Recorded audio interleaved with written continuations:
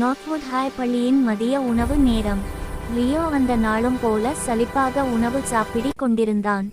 அப்போ அவனது மேசையில் ஒரு விசித்திரமான வெண்கல பெட்டி இருப்பதை கவனித்தான். அது சாதாரண பெட்டி போல இல்லை.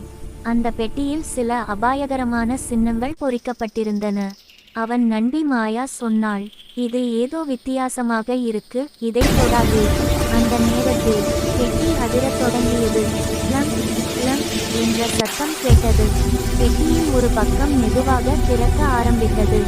உள்ளிருந்து ஆரஞ்சு நிற ஒளி வீசியது. லியோவுக்கு பயம் வந்தது. அவன் பெட்டியை எடுத்துக் கொண்டு ஓடினான். அவன் பள்ளியின் பழைய ஸ்டோர் ரூமில் ஒளிந்தான். அங்கே பெட்டி மேலும் பிரகாசித்தது. மெதுவாக மூடி முழுவதுமாக திறந்தது. உள்ளே கருப்பு வெற்றிடத்திலிருந்து ஒரு சின்ன வட்டமான பொருள் மிதந்தபடி வெளியில் வந்தது. அது சாதாரணம் போல இருந்தாலும் அதில் மிக பெரிய சக்தி மறைந்திருந்தது.